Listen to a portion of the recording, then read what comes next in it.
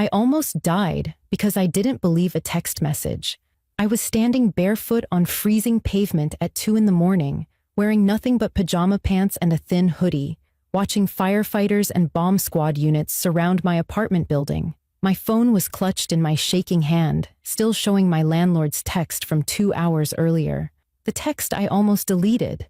The text I thought was some kind of sick prank. Red and blue lights painted the faces of my neighbors as we huddled together behind police tape, and none of us could speak. We just stood there, staring at the home we'd almost died in, because my downstairs neighbor, the quiet man I'd waved to maybe 3 times in 2 years, had been building something in his apartment, something none of us knew about, something that would have turned our entire building into rubble and taken all of us with it.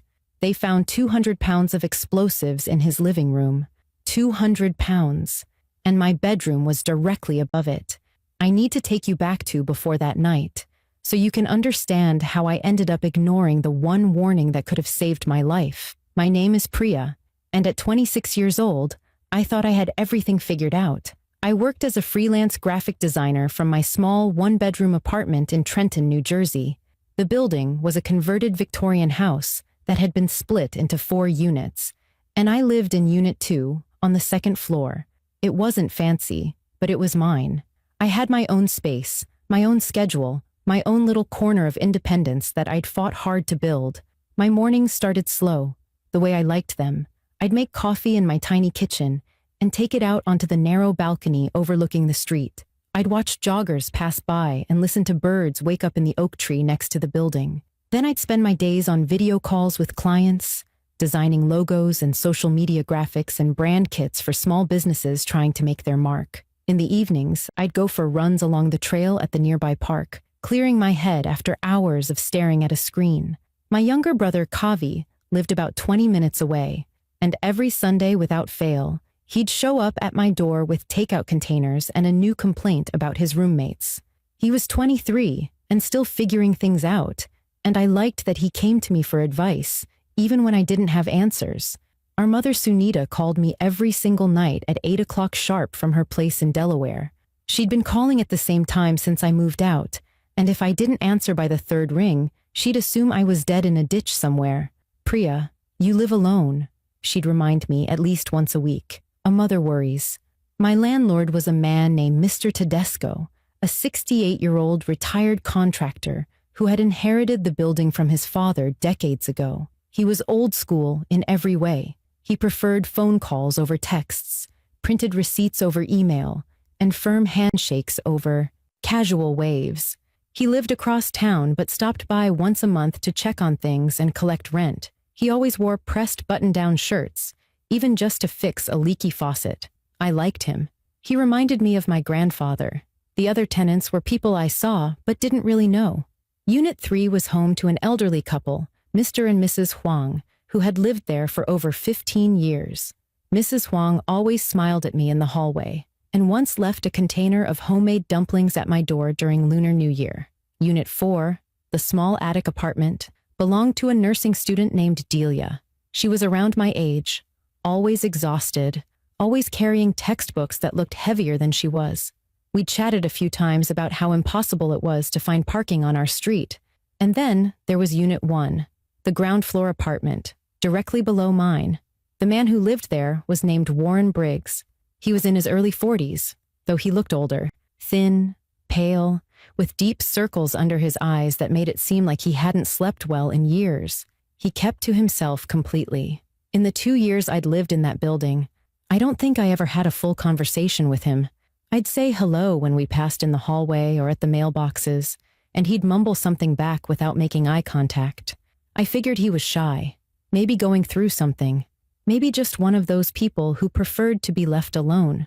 I noticed things about him, sure, but I explained them all away the way people do when they don't want to get involved in someone else's business. There were smells sometimes, chemical smells, sharp and strange, drifting up through the floor vents. I told myself it was cleaning products. Maybe he was really particular about keeping his place spotless. There were sounds too, thumping and scraping at odd hours, late at night or early in the morning. I figured he was rearranging furniture or moving things around. He seemed like the restless type. Once, around midnight, I was coming home from a late dinner with Kavi when I saw Warren unloading heavy bags from his trunk. They looked like fertilizer bags, the kind you'd see at a garden supply store. I remember thinking it was strange because our building didn't have a yard, and I'd never seen him do any gardening anywhere.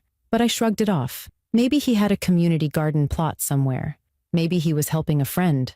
It wasn't my business. His trash cans were always overflowing with packaging materials. Cardboard boxes, bubble wrap, packing peanuts. I assumed he was ordering a lot of things online, which wasn't exactly unusual. Everyone ordered stuff online. Delia mentioned once that she thought he was weird. He never talks to anyone, she said.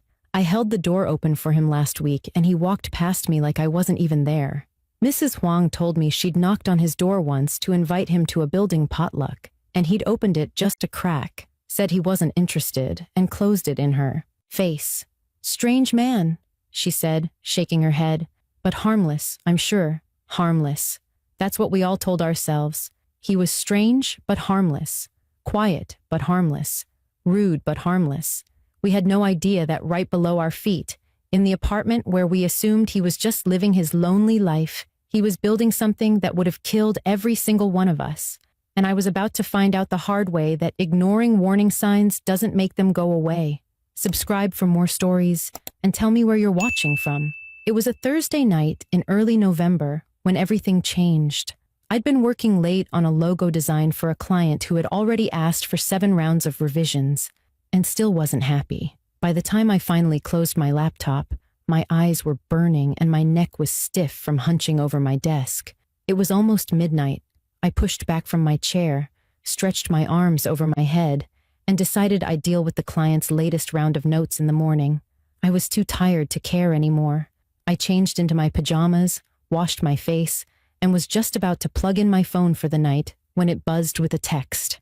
The number wasn't saved in my contacts. I almost ignored it, assuming it was spam or a wrong number.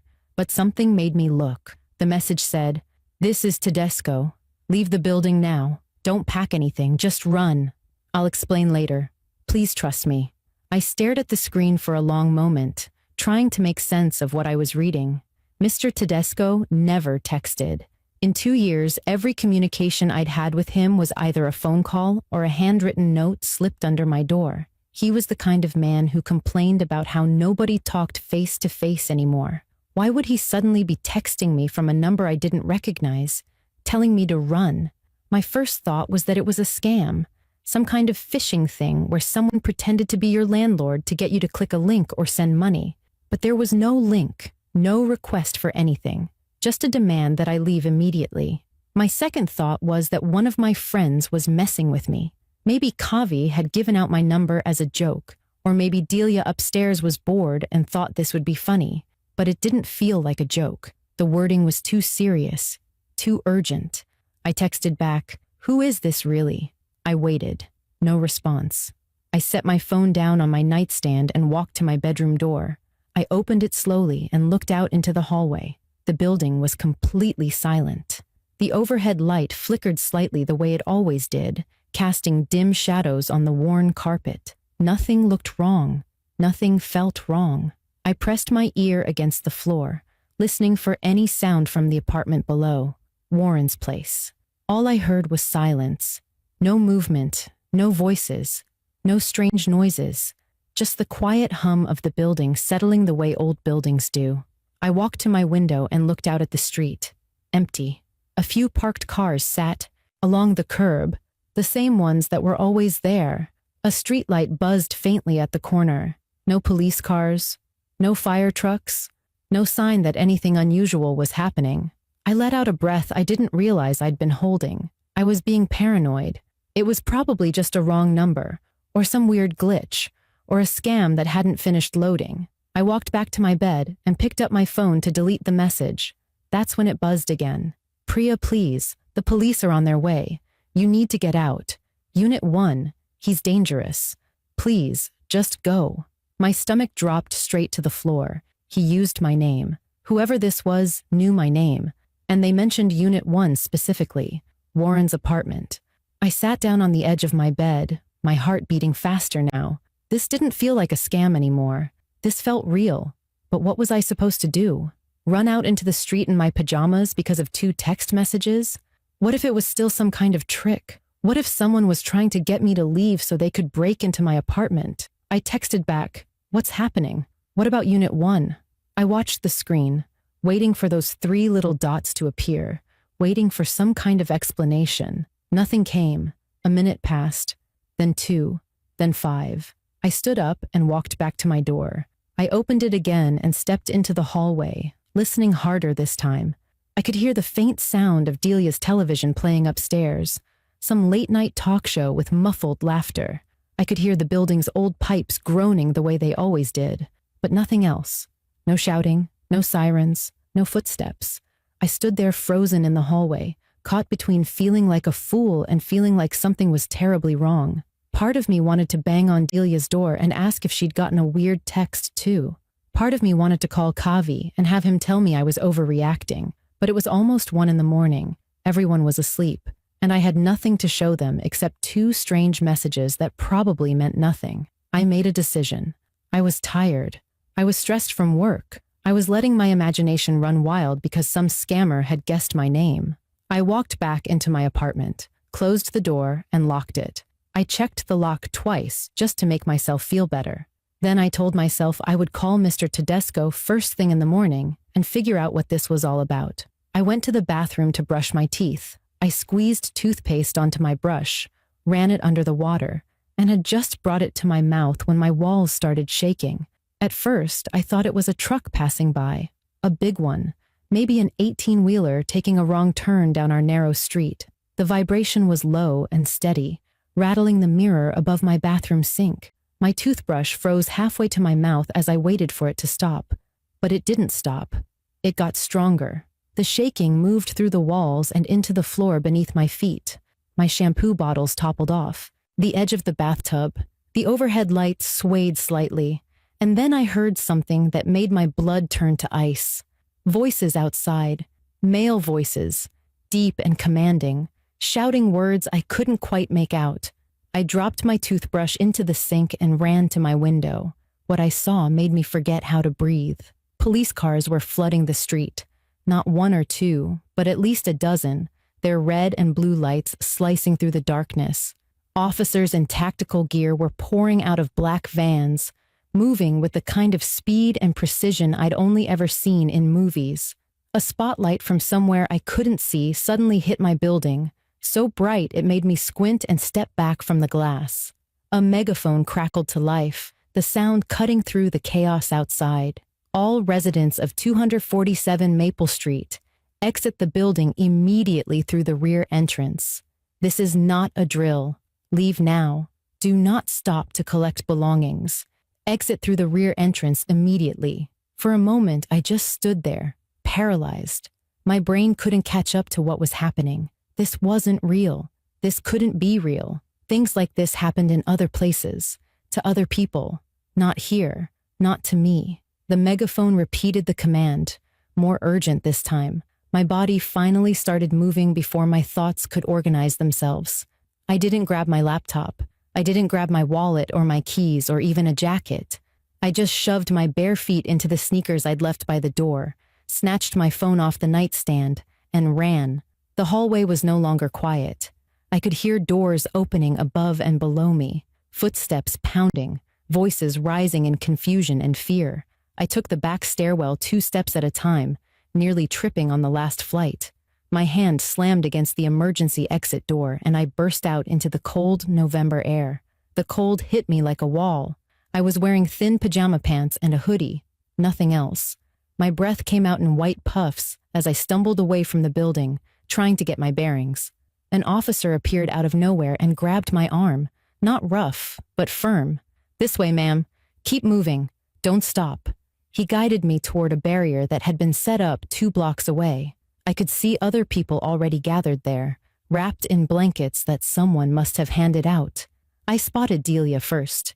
She was standing near the barrier in her bathrobe, her face streaked with tears, her whole body trembling. When she saw me, she reached out and grabbed my hand without saying a word.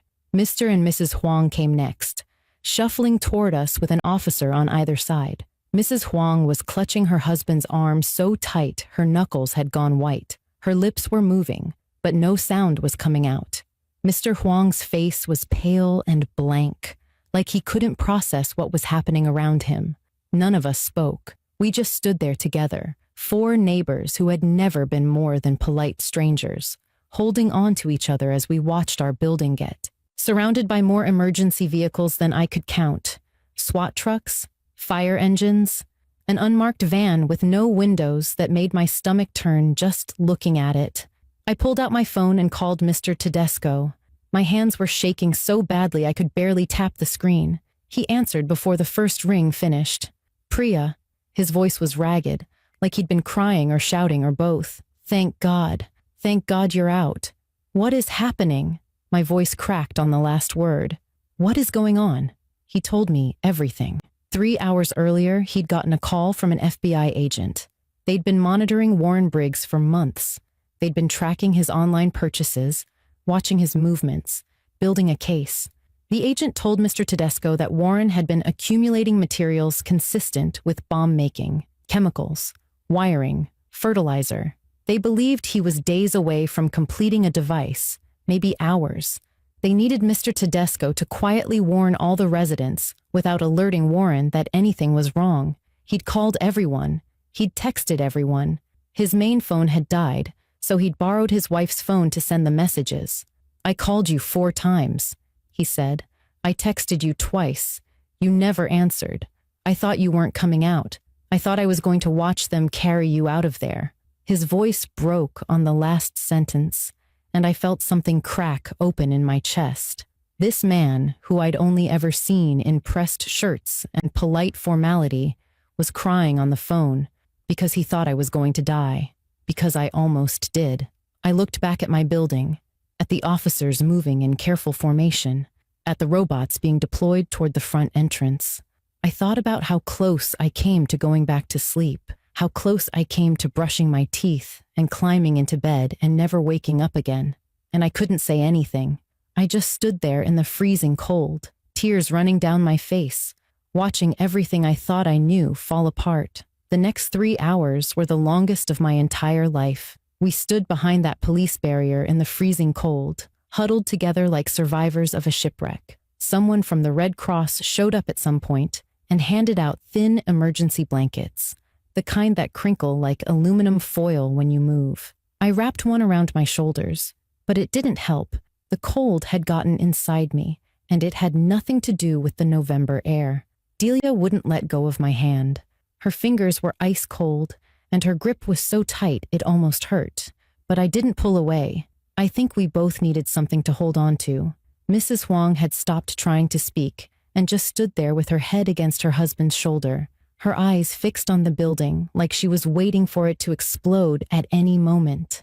Mr. Huang kept one arm around her and the other pressed against his chest, and I wondered if we should call someone to check on him. Nobody told us anything.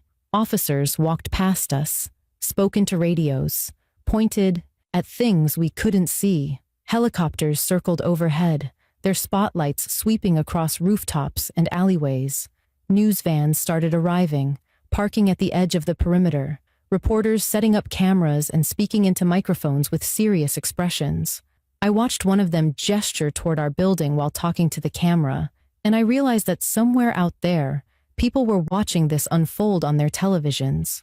People who had no idea that I lived there, that I had almost died there. I tried calling Kavi, but my hands were shaking too badly to type.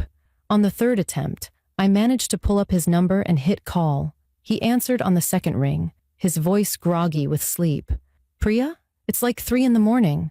What's wrong? I opened my mouth to explain, but nothing came out. Just a sound somewhere between a breath and a sob. Priya, are you there? What's happening? There's a bomb, I finally managed. In my building. There's a bomb and I'm outside and I don't know what's happening. He was quiet for exactly 1 second. Then I heard him moving, heard keys jangling, heard a door slam. I'm coming. Stay where you are. I'm coming right now. The line went dead and I lowered the phone to my side. Delia looked at me with red-rimmed eyes. Was that your brother? I nodded. She squeezed my hand tighter. Around 4 in the morning, a woman in a dark jacket approached our little group. She walked with purpose, her shoulders squared, her expression calm but serious. She stopped a few feet in front of us and looked at each of our faces before speaking. I'm Agent Moira Chen with the FBI. I want to update you on what's happening. We all just stared at her. I don't think any of us were capable of words at that point. She told us they had secured the device.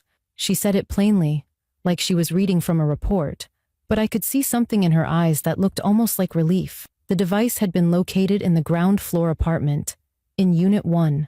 The resident of that unit, Warren Briggs, had been building an explosive over the course of approximately 14 months.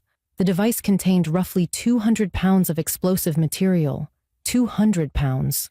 She said it so matter-of-factly, like it was just a number. But my brain couldn't stop doing the math. 200 pounds of explosives. Directly below my bedroom.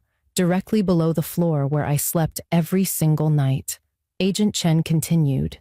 If the device had detonated, it would have completely destroyed our building. The blast radius would have caused significant damage to structures within 500 feet. Everyone inside would have been killed instantly. That's when Delia collapsed against me. Her knees just gave out, and I had to grab her to keep her from hitting the ground. She was sobbing so hard she couldn't breathe, her whole body convulsing with the force of it. I held her up and felt my own tears streaming down my face, hot against my frozen cheeks. Mrs. Huang started repeating something in Mandarin, the same phrase over and over, her voice rising with each repetition. Mr. Huang pulled her closer and whispered something in her ear, but she wouldn't stop. I looked at Agent Chen, and somehow I found my voice. Why? Why was he doing this? She paused before answering. I could tell she was choosing her words carefully. We're still investigating his full motives, but there were writings recovered from the apartment. Journals, documents, online posts. They suggest he harbored significant grievances against society. He blamed others for personal failures in his life, career setbacks, relationship problems, financial difficulties. He wanted to make a statement. A statement. That word echoed in my head like a gunshot. All of us, me and Delia and the Huangs, we were going to be his statement. Our lives, our bodies, our futures, all of it was going to be destroyed so that some angry man could make a point that nobody would even remember a year from now. I thought about every time I'd walked past his door, every time I'd heard strange sounds and told myself it was nothing, every time I'd smelled something chemical and blamed it on cleaning products, every time I'd chosen to mind my own business, because that's what polite people do. He had been building our death for over a year, and none of us had seen it coming. We weren't allowed back into the building for 2 weeks. The FBI spent days going through Warren's apartment, removing materials and documenting everything he had collected. They found journals filled with angry rants about people who had wronged him. They found diagrams and instructions he had printed from websites I don't even want to think about. They found receipts showing he had been ordering components for over a year, having them shipped to different addresses so nobody would notice the pattern. When we were finally cleared to return, I walked into my apartment and stood in the middle of my living room for a long time. Everything looked exactly the same. My laptop was still on my desk. My coffee mug was still in the sink. My bed was still unmade from the night I ran out in my pajamas. Nothing had been touched. Nothing had changed. But it didn't feel like home anymore. I tried to sleep there that first night back. I lay in bed staring at the ceiling, listening to every creak and groan of the old building. Every time the pipes rattled, my heart jumped. Every time I heard footsteps in the hallway, I tensed up and waited for something terrible to happen. Around 3 in the morning, I gave up. I packed a bag and drove to Kavi's apartment, where I slept on his couch for the next week. He didn't ask questions. He just made sure there was coffee in the morning and takeout in the fridge at night. When I finally told him I couldn't go back to that building, he nodded like he had already known. "We'll find you something closer to me," he said. "Somewhere you can start over." My mother wanted me to move back to Delaware. She called me every day, sometimes twice, asking me to come home where she could keep an eye on me. Part of me wanted to say yes. Part of me wanted to give up my independence and let her take care of me the way she used to when I was a child. But I knew that wasn't the answer. If I ran home every time something bad happened, I would never stop running. We compromised. I moved to a new apartment 15 minutes from Kavi's place, and I promised to call her more often. I installed extra locks on my door and signed up for every community safety alert I could find. I started paying attention to things I used to ignore: strange smells, unusual sounds, neighbors who didn't seem quite right. I told myself I would never be caught off guard again. Mr. Tedesco sold the building the following spring. I ran into him one last time when I went back to pick up a piece of mail that had been delivered to my old address. He looked older than I remembered, like the whole ordeal had aged him 10 years overnight. "I can't look at this place anymore," he told me, gesturing at the building behind him. "Every time I drive past, I think about what almost happened. I think about all of you." I thanked him for the text messages, for not giving up when I didn't respond, for borrowing his wife's phone when his died and sending those warnings even though he had no way of knowing if anyone would listen. He shook his head and looked down at his shoes. "I should have called the police myself years ago. I knew something was off about that man. We all did. But I told myself it wasn't my place to get involved. I didn't know what to say to that, because I had told myself the same thing." Warren Briggs was charged with multiple federal counts, including attempted use of a weapon of mass destruction. Last I heard, his trial was still working its way through the courts. I don't follow the news coverage. I don't want to see his face or hear his lawyers explain why he did what he did. No explanation could ever make sense of it. No justification could ever undo the fear that still wakes me up some nights. What I learned from that experience is something I carry with me every single day. We're taught to mind our own business. We're taught not to be paranoid, not to assume the worst about people, not to make accusations without proof. And most of the time, that's good advice.